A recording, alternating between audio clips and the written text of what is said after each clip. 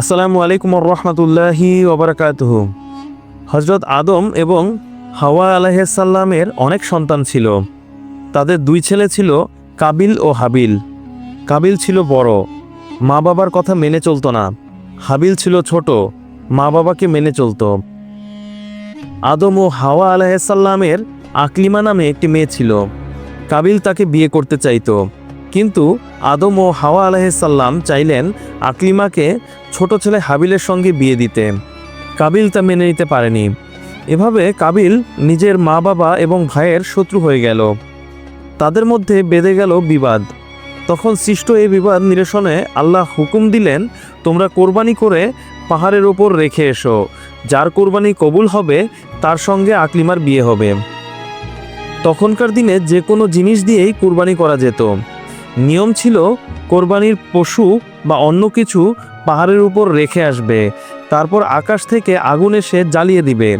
যার কুরবানি আগুনে জ্বলবে না, বোঝা যাবে তার কুরবানি কবুল হয়নি। তো হাবিল একটি মোটা তাজা ভেড়া পাহাড়ের চূড়ায় রেখে আসে, আর কাবিল রেখে আসে নিম্নমানের গম ও শস্য।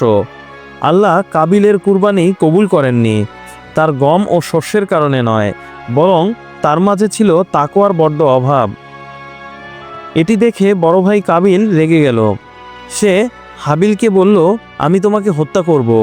হাবিল বলল, আল্লাহ সৎ বান্দার কোরবানি কবুল করেন। এখন তুমি যদি আমার সঙ্গে লড়াই করো, তবে আমি তোমার গায়ে হাত তুলব না।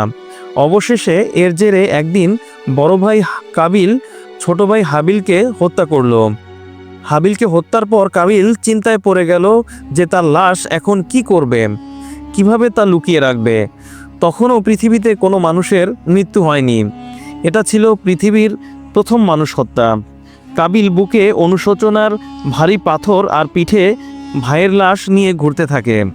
আল্লাহ তাআলা তখন দুটো কাক পাঠিয়ে তাকে দাফনের নিয়ম শিখিয়ে দেন। তখন কাবিল দেখতে পেল একটি কাক ঠোঁট দিয়ে মাটি খুঁড়ে অন্য একটি কাককে দাফন করছে। এটা দেখে কাবিলও তার ভাই হাবিলের লাশ মাটির নিচে দাফন করল।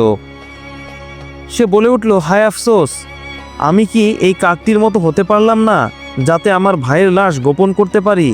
সূরা মাইদা আয়াত 31। শুধুমাত্র হিংসার কারণে নিজের দোষ না খুঁজে অন্যকে দোষারোপ করার ফলে কাবিল নিজেকে হতভাগাদের অন্তর্ভুক্ত করে নেয়। হাদিসে আছে, পৃথিবীতে যত হত্যাকাণ্ড হবে তার সব গুনাহের এক ভাগ পাবে কাবিল, কারণ সে প্রথম হত্যার প্রচলন ঘটিয়েছিল।